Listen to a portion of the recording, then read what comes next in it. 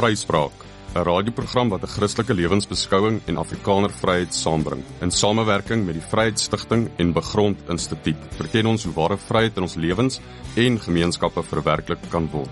Vryspraak, dis hoe vryheid klink.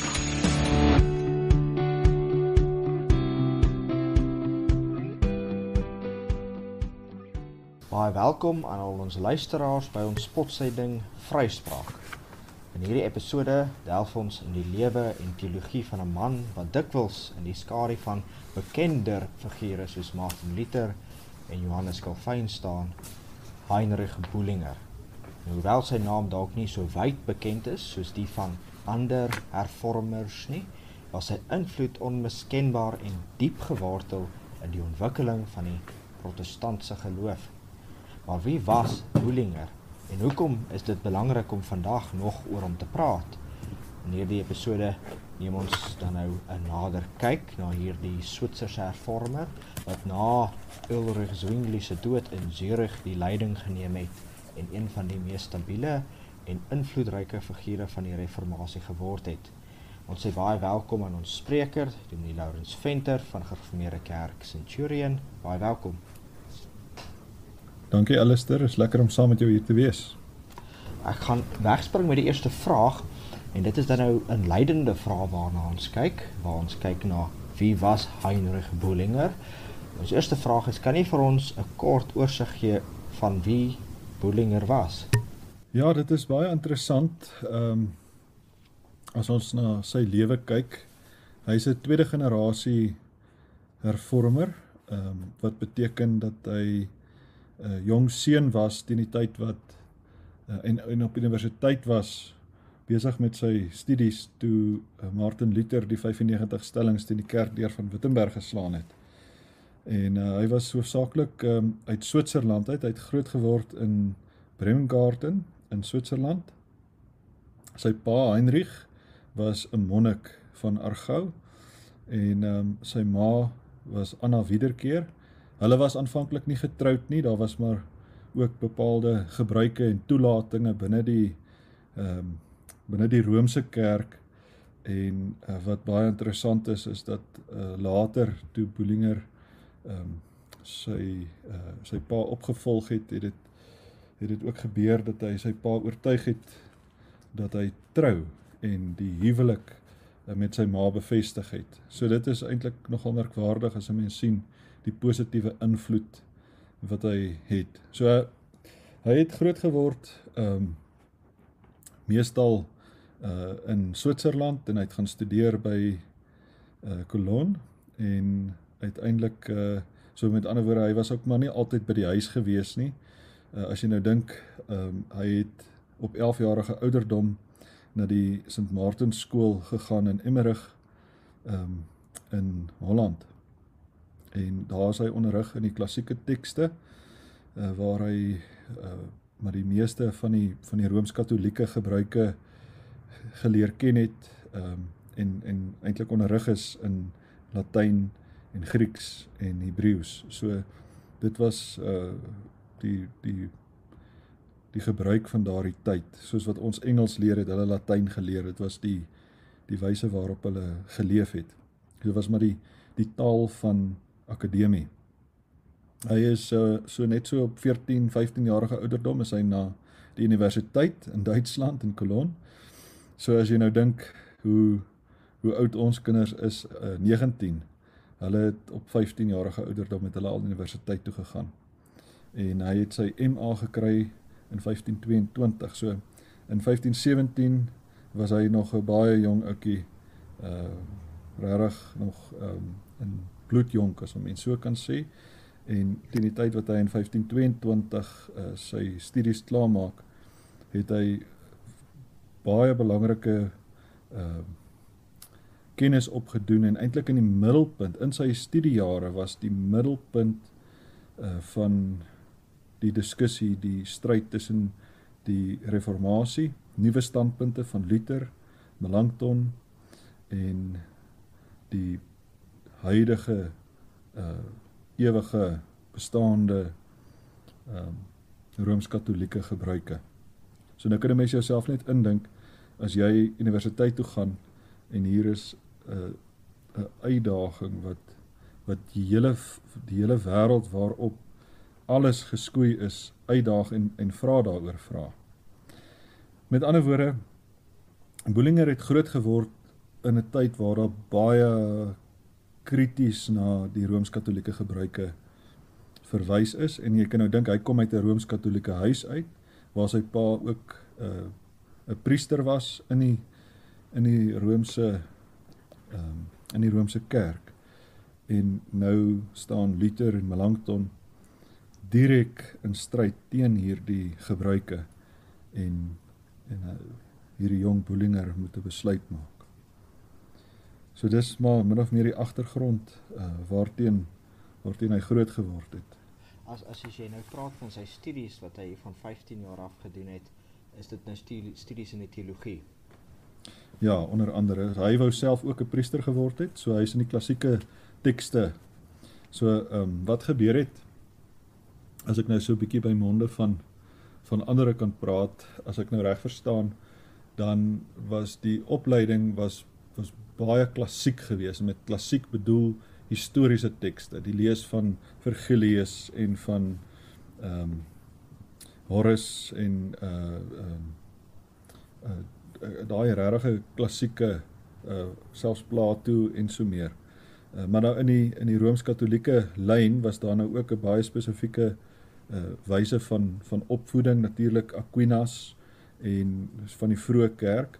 So hulle het al daai historiese tekste nagevors, en deel van die Rooms-Katolieke tradisie was nie eintlik om te leer wat sê die Bybel nie, maar hulle het eintlik as jy nou mooi oplet, dan sal jy nou verstaan, hulle het nou Aquinas se verduideliking van Augustinus se verduideliking van die Bybel gevolg. Met ander woorde, hulle het Aquinas gevolg, en Aquinas het oor Augustinus opinies gehad, en Augustinus het oor die Bybel sekere dinge geskryf. En so was daar ook meer moderne en meer resente teoloë in hulle tyd, en hulle het eintlik baie van hierdie, so hulle het historiese tekste geleer, en dan het hulle ook in die teologie eintlik maar die tradisie van die Roomse kerk gevolg. En jy moet, en omdat die Roomse kerk die tradisie baie sterk en feitelik gelyk aan die woord van God stel, hulle kanons, was as jy die tradisie ken, dan behoort jy die Bybel te ken. Dit is min of meer, as jy dit nou in gewone Afrikaans probeer beskryf, as ek dit reg verstaan. Met ander woorde, hulle het nie die Bybel bestudeer nie, hulle het mense se opinies oor ander mense se opinies oor die Bybel gestudeer. Ja. Nou, dit is nogal merkwaardig dat hy op 15 al geweet het wat hy wil doen, terwyl 15-jariges vandag nog nie eers weet wat hulle wil doen nie. Buiten dat jy op 15 al begin studeer, is dit nogal merkwaardig.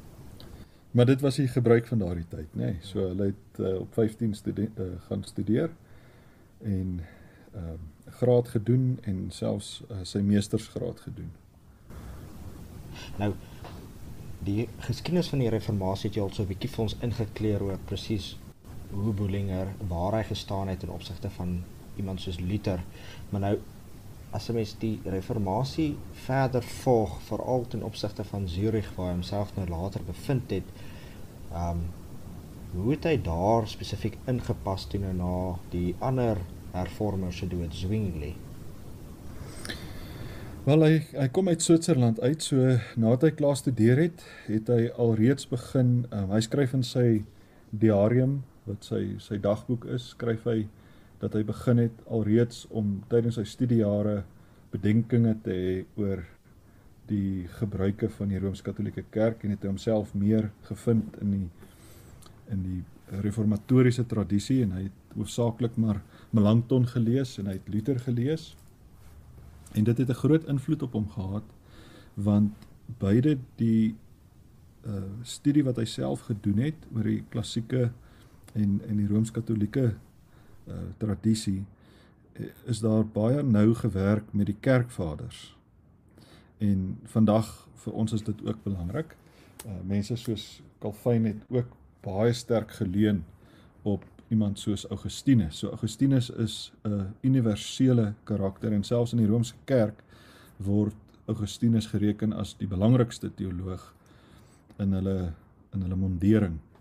So as jy nou dink oor wat nou gebeur, dat hierdie jong man begin om sy betwyfelinge te hê.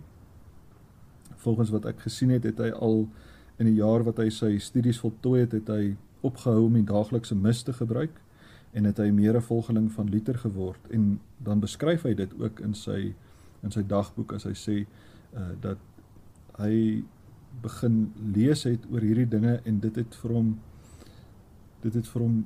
die argumente van die reformatore was baie beter as die argumente van die Romeinse tradisie. En gevolglik het hierdie dinge hom gehelp om bietjie meer rigting te kry en het hy uiteindelik in die verwysings teruggegaan na van die oorspronklike tekste wat uit die konsilies kom.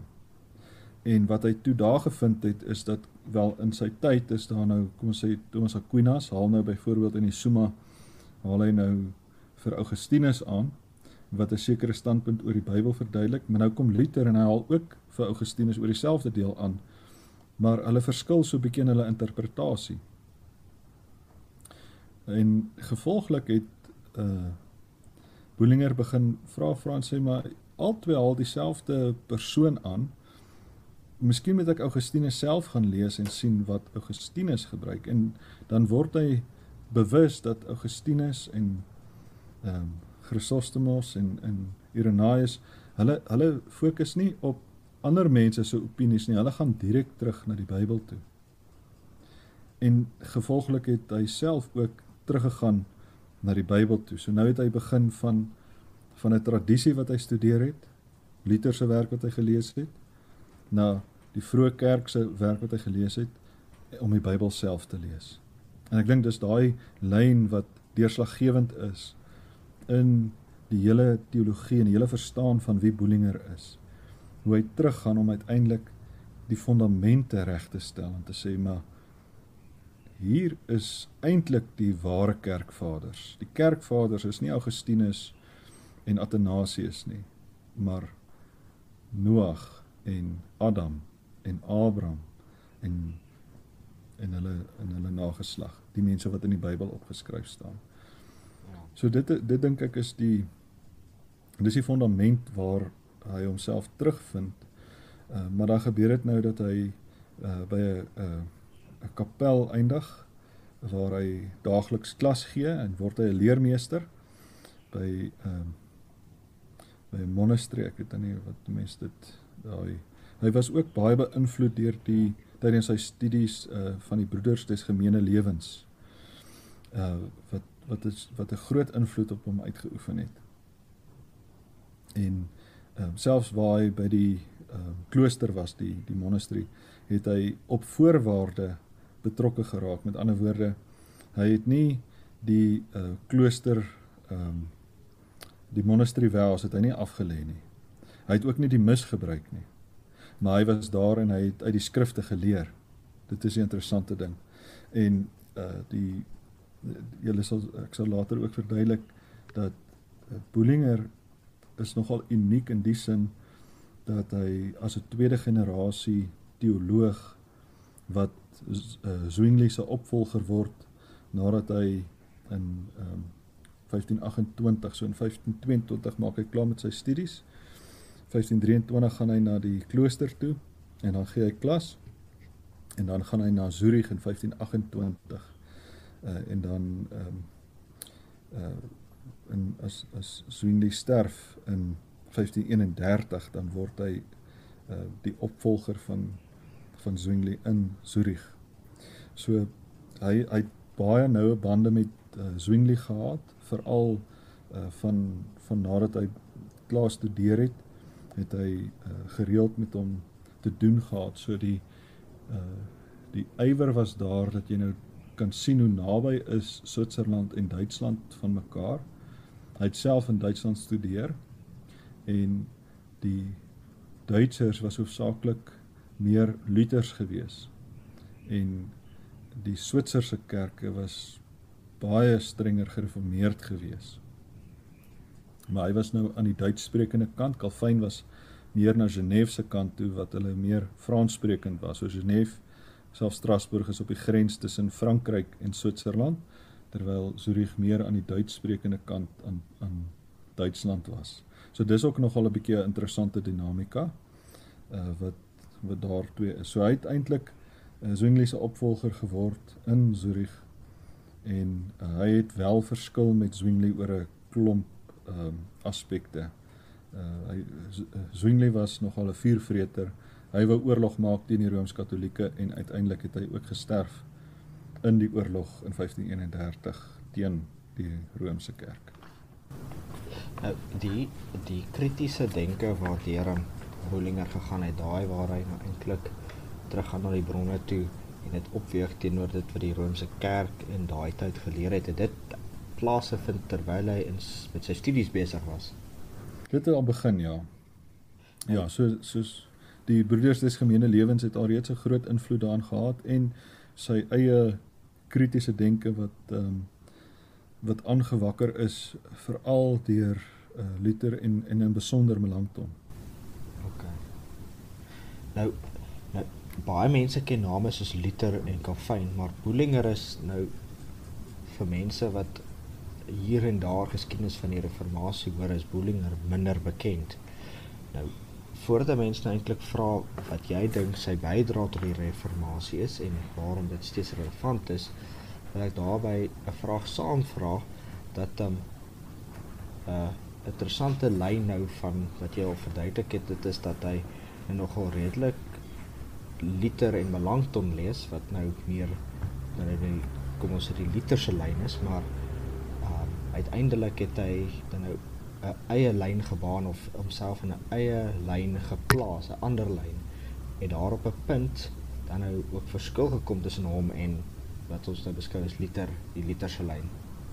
Ja, so die gevolg was dat Zwingli het ook natuurlik verskil van die Lutherse lyn en daar was 'n poging gewees, so die woordjie Helvetica beteken eintlik net Swiss of Switserland.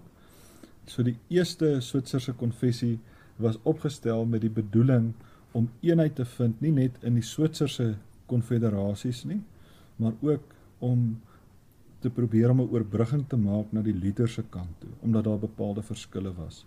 Nou die eerste konfessie, die Augsburgse konfessie van 1530, het Zwingli nog self ook deel gehad en daar was baie kompromieë gemaak om te probeer om die reformatore te belyn, maar daar was dieper verskille wat net nooit uitgeklaar kon word nie. Nou, as ek nou in my gebrekkige kennis moet probeer verduidelik wat ek dink wat die gevolg was, is dat Luther het eintlik al hy was al 'n bietjie gevorder in sy lewe. So teen die tyd wat hy bewus word van wat alles in die Rooms-Katolieke kerk gebeur, het dit regtig 'n verlossingsmotief. Met ander woorde, hy moet krities vra, gaan hierdie oor my redding? En dis 'n anderste soort vraag as om te vra, gaan dit oor die eer van God? So mens moet dit ook in daai perspektief sien. Luther moes vra, gaan 'n beeld my red? Of gaan 'n beeld nie soveel skade doen as hy nou maar net daar staan terwille van die mense nie. Terwyl Zwingli as 'n tweede generasie, hy eintlik Bullinger as 'n tweede generasie reformator sê, wel, dit gaan nou nie meer oor my verlossing hier alleen nie, dit gaan nou oor die eer van God. Met ander woorde, is 'n beeld reg om so iets in die kerk te hou? Nee, dit is nie nodig nie. So mens sien dit ook selfs in die Duitse kerke. Jy kan sien hoe daar 'n radikale verskil is as jy in 'n Romeinse kerk staan, as jy in Italië is, in die Vatikaan of in enige van hulle kathedrale, is dit prentjies, dit is selfs die vensters is gemaak om prente uit te beeld, stories uit te beeld. Dit was maar hulle vorm van TV as jy dit nou so wil sien.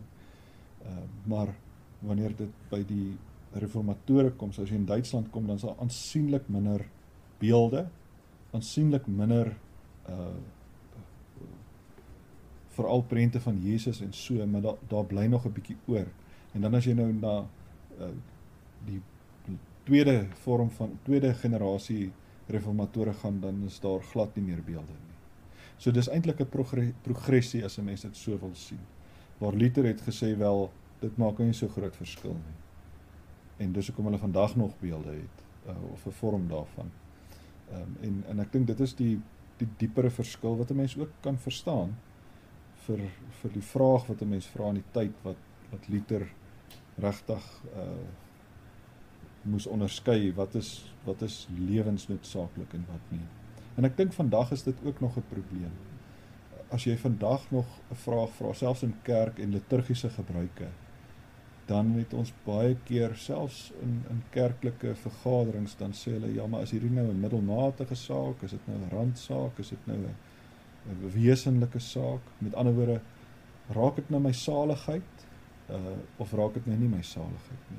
En ek dink dis 'n baie gevaarlike vraag, as 'n mens so begin redeneer oor wat die Bybel leer, want dis nie, die Bybel vra nooit vir jou, om te sê, hoor jy moet onderskei, gaan hierdie ding jou lewe vat of nie. Dit gaan uiteindelik oor die eer van God, en nie net oor jou saligheid nie. So as alles net oor jou saligheid moet gaan jy self altyd die middelpunt wees, en jy gaan self jou eie verlosser probeer bewerk. Maar as jy verstaan dat jy verlos is, en dat jou verlossing gegee word, dan fokus jy nie meer op wat is nou tot jou saligheid se nut alleen. Jy fokus ook wat is tot die nut en saligheid van my medemens. So, net om 'n eenvoudige voorbeeld bietjie prakties te maak. As jy nou die beelde as 'n voorbeeld neem, dan gaan beelde in die kerk gaan nie jou saligheid beïnvloed nie. Ons kan selfs prente van Jesus in die kerk sit.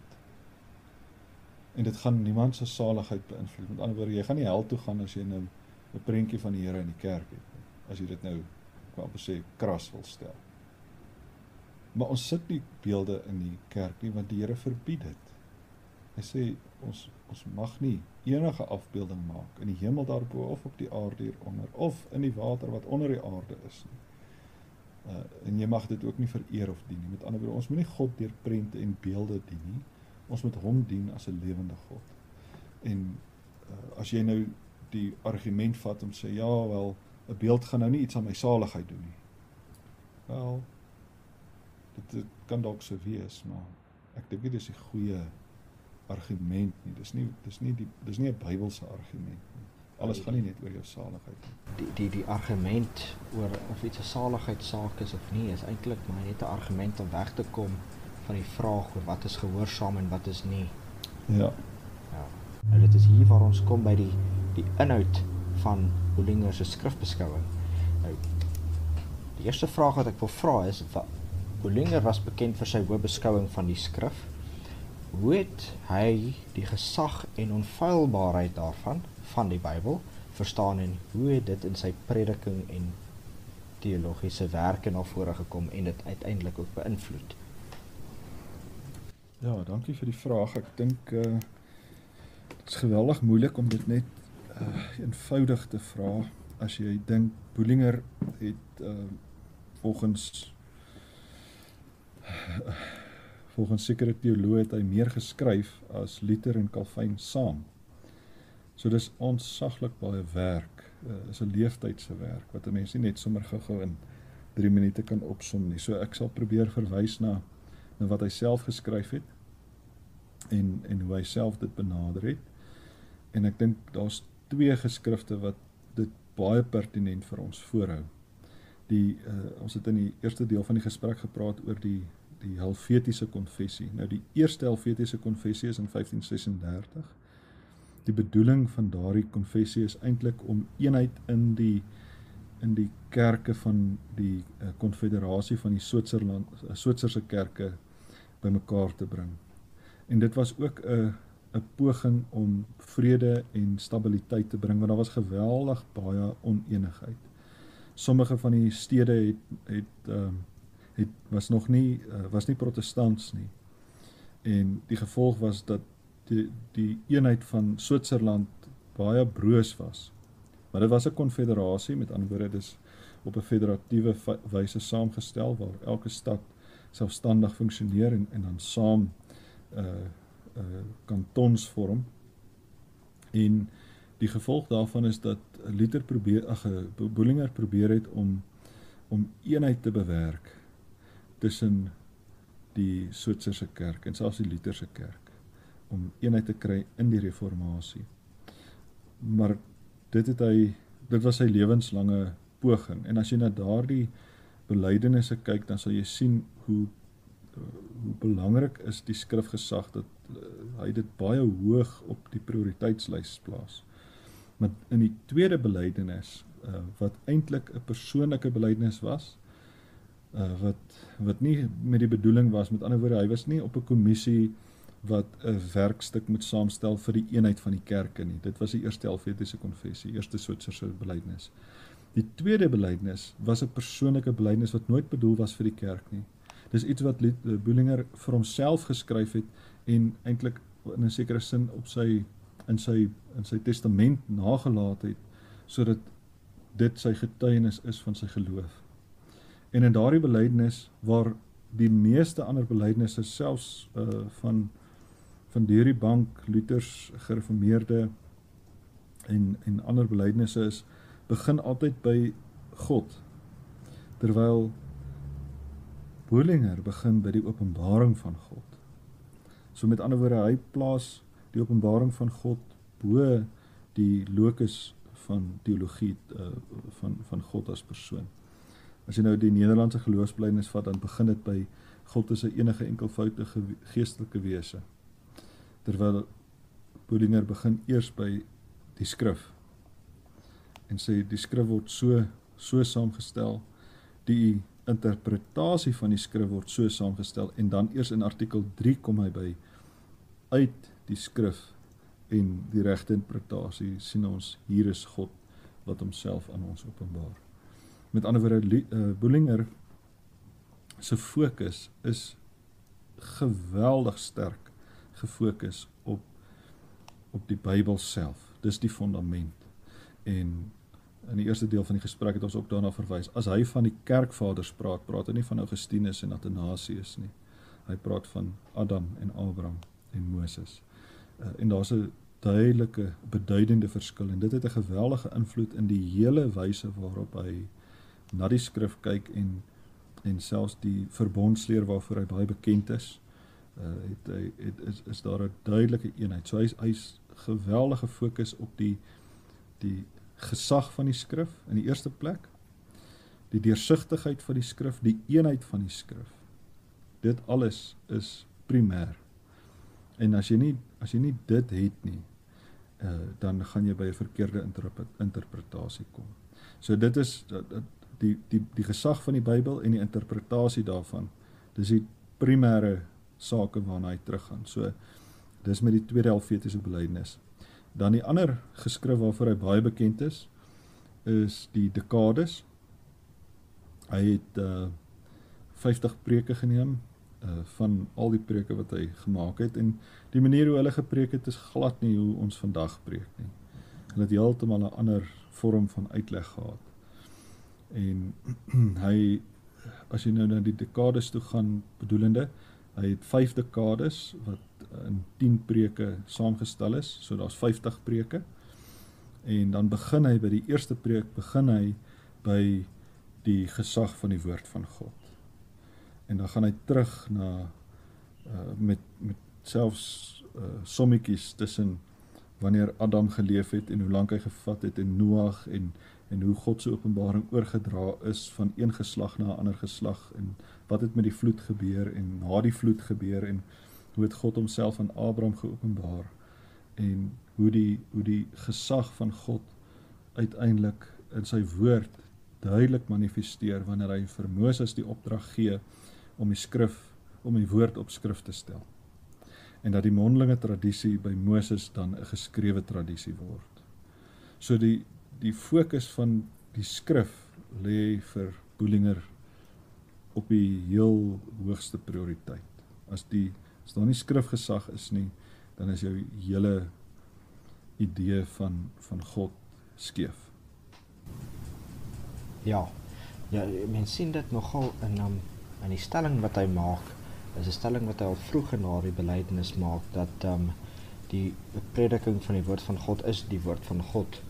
Ek dink nie noodwendig die posisie of die persoon van die prediker wil hoog maak nie, maar eerder net eintlik daarmee die erns van die prediking benadruk, beklemtoon. Ja. So, die volgende vraag, is daar nog iets? Nee, ek dink dit is goed as 'n mens daai onderskeid kan maak. Ek dink dis die duidelikste onderskeid wat ek kon agterkom. Wat Bullinger maak is daai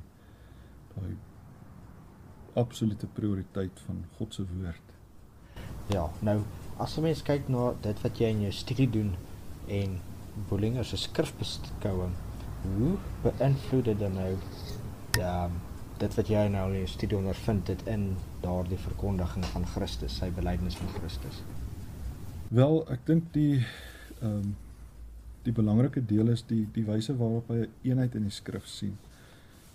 Bedoelende dat die Here Jesus Christus is nie verskillende persone nie.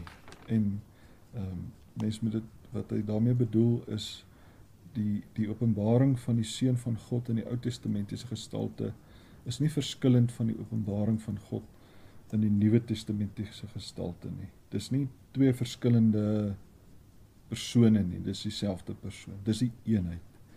En jy moet daai twee met mekaar by mekaar uitbring. So hy het self so ver gegaan as om te sê die Nuwe Testament is eintlik 'n verklaring van die Ou Testament, bedoelende of 'n kommentaar daarop. So die fondamente word gelê en daarbey saam moet 'n mens ook verstaan wat is die hoofsaak.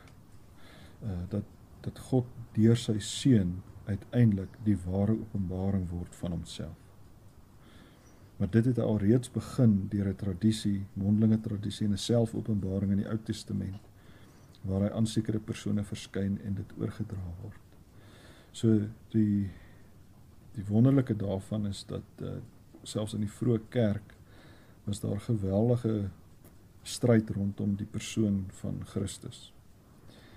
Hoofsaaklik maar in die 4de eeu het dit gegaan oor die drie-eenheid, so die Vader en die Seun en die Heilige Gees, en dat al drie verskillende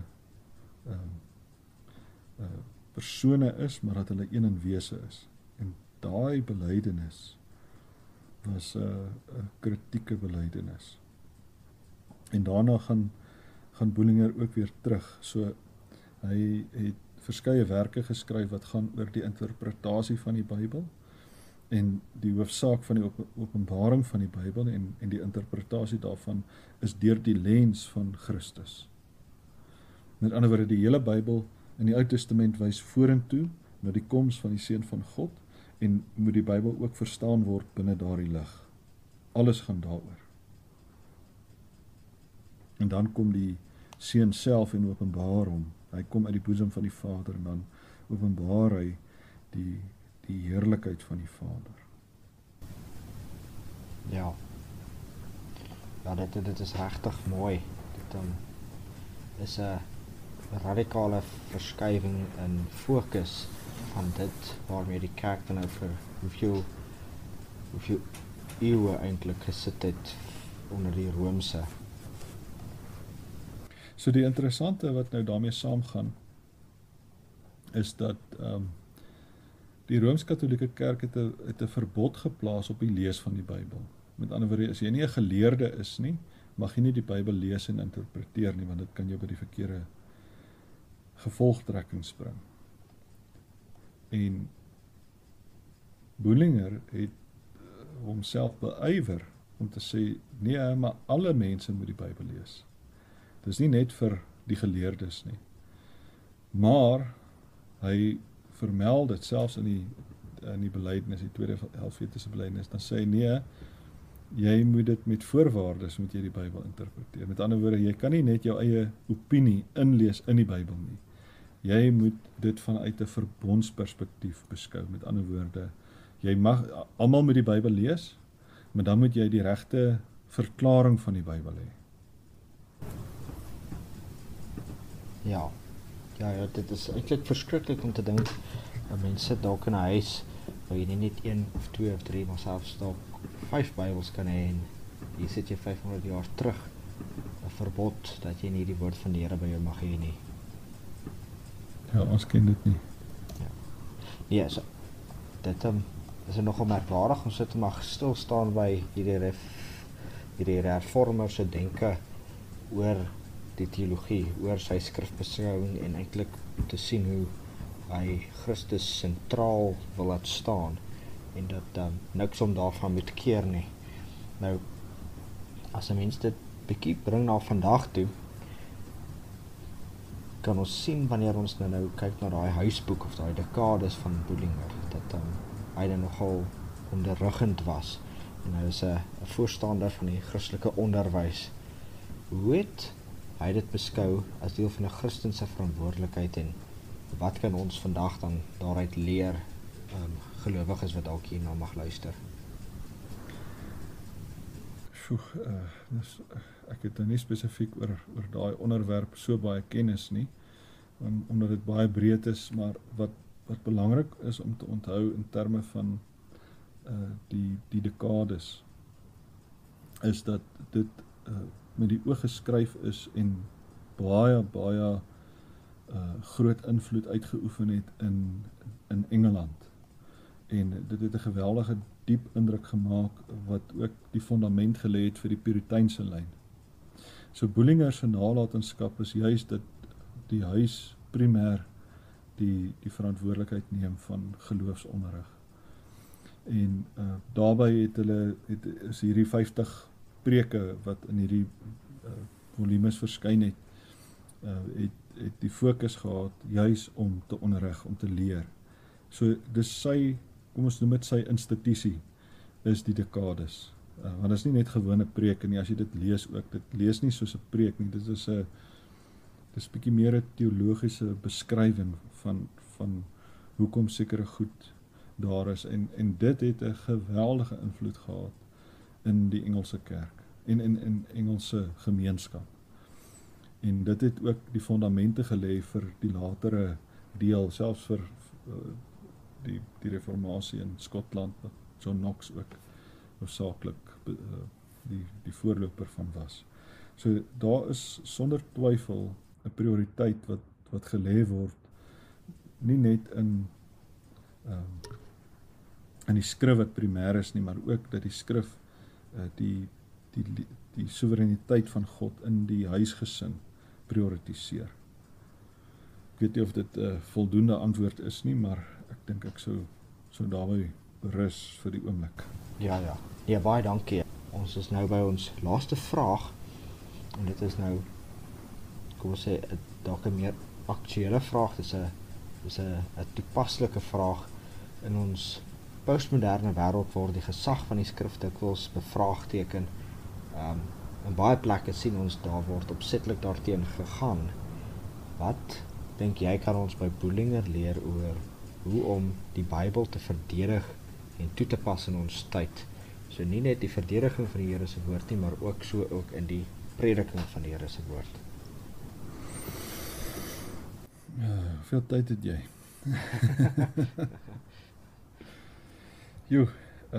Ek dink wat een van die belangrike dinge het ons al reeds eintlik aangeraak, en dit is maar die interpretasie van die Bybel. Dit het die grootste invloed, en dit is waar Bullinger terugkom na belydenis toe. Wat ek nou wel nie genoem het in die laaste vraag nie, ek probeer nou hier al my denke agter mekaar kry en fokus, maar met die verbondsonderrig het hy self begin met 'n profesie skool. Ek dink 'n bietjie vreemd, maar die skool se naam was profesie, en het hulle in plaas van om kinders skool toe te stuur, het hulle na hierdie onderrig toe gekom waar hulle in die klassieke tale onderrig is, en nie net onderrig is in die Romeinse Romeinse tradisie nie, maar in die gereformeerde leer. Dit is waar die prioriteit weer terug lê. En daai skool was nie net bedoel om 'n gewone skool te wees nie, maar ook met die oog op teologie om te preek, om die woord te verkondig. En dis uiteindelik wat die prioriteit van teologie is om die woordverkondiging primêr te stel. Maar die woordverkondiging kan nie uit persoonlike opinie wees nie. En dit is duidelik selfs in die tweede Helvetiese belydenis, waar hy dit baie pertinent sê. Nou ek het ongelukkig net 'n Engelse vertaling hier, wat dalk bietjie beter is as die Latyn, wat nie almal sal verstaan nie, so ek gaan sommer so 'n geïnterpreteerde vertaling gee as ek dit nou so hier voor my lees. Dan sê hy, die apostel Petrus sê in die Heilige Skrif, dat dit nie is vir private interpretasie nie. 2 Petrus 1 vers 20. Dis waarmee die tweede hoof opskrif begin oor die interpretasie van die Heilige Skrif. Die Heilige Skrifte is nie vir private interpretasie nie. En daarom word nie alle moontlike interpretasies toegelaat nie. En dan sê hy, die ware en opregte interpretasie van die skrif is ook nie deur die konsepsie van die Romeinse kerk nie, wat die verdedigers is daarvan, om hulle opinies op almal af te dwing nie. Ons hou ook nie die interpretasie van die skrif wat slegs die skrif self aangetuig. Met ander woorde, die skrif word sy eie verklaarder. En as 'n mens dit in gedagte hou, dan sien jy dat die skrif eintlik nie homself kan teëgaan nie. En dit is binne die konteks weer eens van die Rooms-Katolieke agtergrond, waar daar sekere besluite was wat die Rooms-Katolieke kerk geneem het, wat totaal teenstrydig is met latere besluite wat ander priesters of pause sou neem. Ja. En hierdie twee staan teenoor mekaar. Dis wat Luther ook agtergekom het, die kerklike tradisie weerspreek homself. En Bullinger gaan so ver as om te sê, die gebruike van die Rooms-Katolieke kerk kan nie vir ons gesagvol wees, net omdat dit uit 'n Roomse tradisie is nie. Die skrif moet sy eie verklaarder wees, en daarom kan jy nie net enige private interpretasie in die Bybel inlees nie. So nou is die vraag, hoe moet ons dan die skrifte verklaar? Wat help ons, veral in die moderne tyd, waar elke ou Bybel lees, en nou sit 'n mens nog met verskillende vertalings van die Bybel, en dit maak mense baie de mekaar, want hulle weet nie altyd waar kom die vertalings vandaan nie. Dit is een van die groot vrae, en wel, dan moet 'n mens vir iemand sê, die Bybel is nie in Afrikaans geskryf nie, hy is ook nie in Engels geskryf nie, hy is ook nie in Latyn geskryf nie. Die Ou Testament is in Hebreëus geskryf, en die Nuwe Testament in Grieks. En om daardie oorspronklike tale te vertaal, dit neem nogal 'n man op 'n perd. Ja. En dit is wat dit vir ons belangrik maak, dat dit wat ons lees as 'n vertaling van die Bybel geweldig belangrik is, dat jy dit nie net sommer so op die oog afneem en sê, wel, hier staan nou hierdie versie, en dat 'n mens dit altyd moet toets aan die oorspronklike teks, en natuurlik elders in die skrif. So ons sit bietjie met 'n verdere uitdaging. Maar nou is daar ook 'n baie belangrike deel wat daarmee saamkom, en dis die belydenis. Die belydnisse help ons om nie verkeerd te verstaan wat die skrif leer nie. En die belydnisse word getoets. So dis vir ons 'n prioriteit, en ek dink dit is waarom ons praat van belydende lidmate, mense wat die belydenis onderskryf en sê, ek verstaan die Bybel binne 'n bepaalde konteks en binne 'n bepaalde raamwerk. En dit is, dink ek, die prioriteit, waar skrif en belydenis nie twee verskillende goed is nie, maar dat die belydenis die naspreek is van die skrif, juis om te help om dwaalleer en misverstande uit die weg te ruim. Ja, die regtig belangrik van 'n belydenis is dat mense wat daarteen gekant is, of sê dat hulle nie dit is op sigself 'n belydenis. Ja. wat ek dink baie belangrik is om rondom 'n belydenis te verstaan, is dit is om die Bybel na te sê. Jy wil eintlik presies net dit sê wat die Bybel vir jou sê. En in plaas daarvan dat jy aan iemand verwys na die hele evangelie van Matteus en jy die evangelie verkondig, gaan jy vanuit jou hart en jou oortuiging en met die Heilige Gees wat jou lei, gaan jy die evangelie met daardie persoon deel. Jy deel jou belydenis wat nou hier prakties in jou lewe na vore kom. So dit ek dink daai klem is verskriklik mooi. Ja, so die ironie, soos jy dit reg noem, baie keer sal mense sê, nee, ons het nie menslike geskrifte nie, ons het net die Bybel. Maar dis die belydenis, nee, dis jou oortuiging. Ja, dit is so dis so 'n bietjie van 'n contradictio in terminus. Meneer Laurens Venter, baie dankie vir die gesprek vandag, vir die inleiding tot Boelinger. Ek dink dit is regtig 'n baie mooi inleiding gewees waar ons nou met hierdie hervormer kon sien hoe dat hy die skrif in sy tyd voorop wou stel met die doel om die skrif voorop te stel om Christus helder en duidelik te kan sien. En hy het dit gedoen vir die lidmate, vir die gewone gelowiges wat dan nou deur die Romeinse Kerk verlei is. So dit is my kosbare en regtig 'n groot voorreg gewees. Nee, baie dankie Alistair. Ek dink as mense graag vir Boelinger wil lees dan en begin sien en hom as 'n persoon ontdek, dan is die beste plek om te begin die tweede Helvetiese belydenis. Dit is baie maklik om dit op te soek op die internet en mense kan dit maklik vind ook. En dan die tweede een wat regtig ook 'n wonderlike manier is om te ontdek wat hy geskryf het, is die Dekades. Dis ook boeke wat redelik onlangs weer herdruk is en in die beskikbaar is, dalk nog nie so baie hier in Suid-Afrika nie, maar ek weet 'n mens kan selfs die Dekades kan jy dis in Engels beskikbaar en is redelik maklik leesbaar. En ek dink daar is op monarchism.com is daar van sy werke beskikbaar wat gratis is. En dan is dit maklik om dit te begin lees, dat mense nie net iemand anders se opinie, want anders doen ons nou wat die Romeinse Kerk doen, ons sê dit is Laurens se opinie van wat hy gelees het van wat Boelinger sê, maar dat mense self gaan lees wat skryf hy.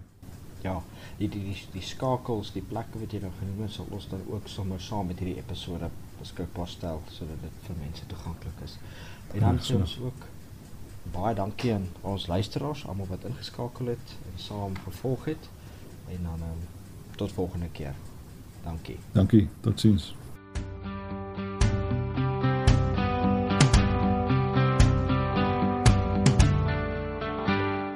Vryspraak, 'n radioprogram wat 'n Christelike lewensbeskouing en Afrikaner vryheid saambring. In samewerking met die Vryheidsstigting en Begrond Instituut verken ons hoe ware vryheid in ons lewens en gemeenskappe verwerklik kan word.